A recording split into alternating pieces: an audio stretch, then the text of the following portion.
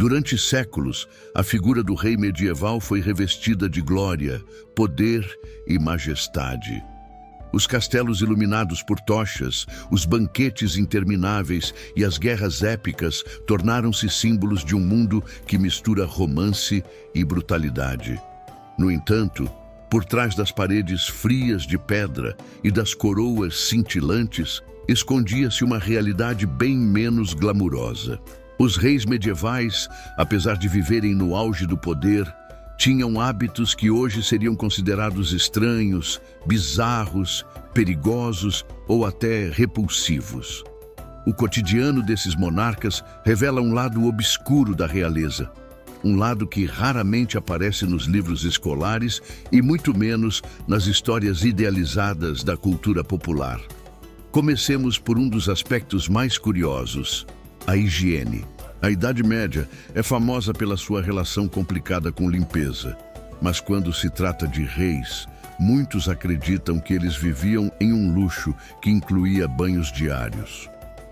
A realidade, porém, era bem diferente. Muitos reis evitavam banhos prolongados, pois existia a crença de que a água quente abria os poros e deixava o corpo vulnerável a doenças e demônios.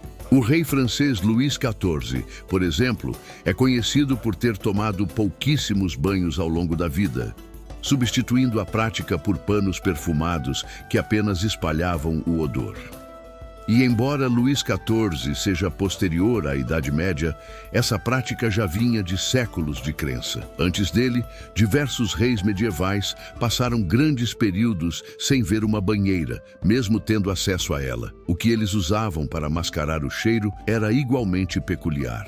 Perfumes fortes, pomadas de ervas e até pó aromatizado eram espalhados não apenas na pele, mas nas roupas, nas luvas, nos cabelos e até nas barbas. Alguns documentos relatam que certos reis tinham verdadeiros mestres dos perfumes, encarregados de criar misturas capazes de abafar o odor natural que reinava nos castelos. Curiosamente, esses perfumes muitas vezes atraíam insetos, e os reis precisavam usar faixas de tecido embebidas em vinagre para afastar piolhos e pulgas. Outro hábito fascinante envolve o sono. A maior parte dos reis medievais dormia em camas que pouco tinham de confortáveis. Embora grandes e ornamentadas, eram geralmente infestadas de pragas. Muitas delas precisavam ser aquecidas com brasas colocadas sob o colchão, prática que, em certos casos, terminou em incêndios acidentais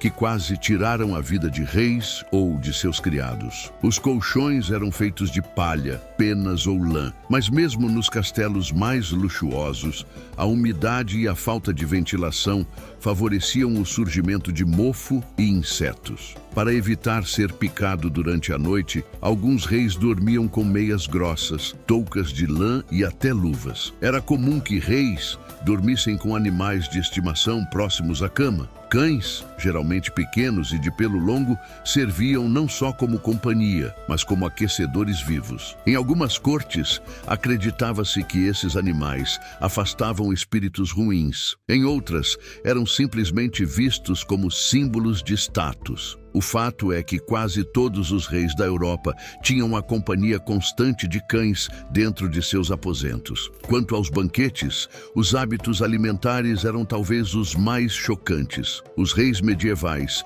tinham acesso a uma variedade impressionante de carnes, especiarias e bebidas, mas o consumo exagerado era a regra. Banquetes duravam horas, às vezes dias, e envolviam quantidades tão absurdas de comida que alguns reis precisavam de pausas para vomitar e continuar comendo. Sim, isso acontecia, e era visto como normal entre os nobres. O rei Eduardo IV da Inglaterra, por exemplo, era conhecido pelos banquetes monumentais, nos quais pavões eram servidos com as penas recolocadas após o assado para causar impacto visual. Outro costume comum era consumir bebidas alcoólicas desde o amanhecer.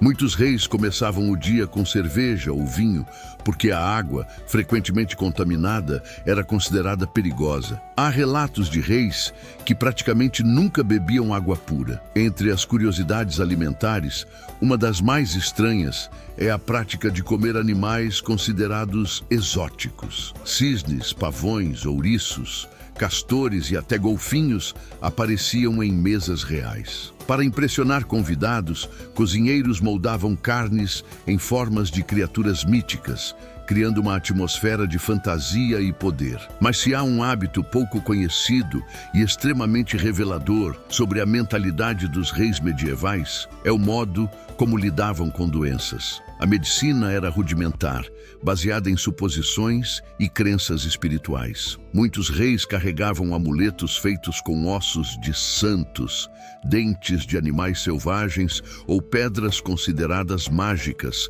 acreditando que esses objetos afastavam enfermidades. Alguns treinavam curandeiros reais, que usavam ervas e rezas específicas para preservar a saúde do monarca. Há também o hábito peculiar da toque real. Em determinadas regiões, como na França e na Inglaterra, acreditava-se que o rei tinha o poder divino de curar doenças apenas tocando o enfermo. Isso criava cerimônias públicas nas quais centenas de doentes se aproximavam do rei, acreditando que seu toque poderia curar enfermidades como escrófula, uma infecção tuberculosa da pele. Muitos reis participavam dessa prática não apenas por tradição, mas para reforçar sua legitimidade divina.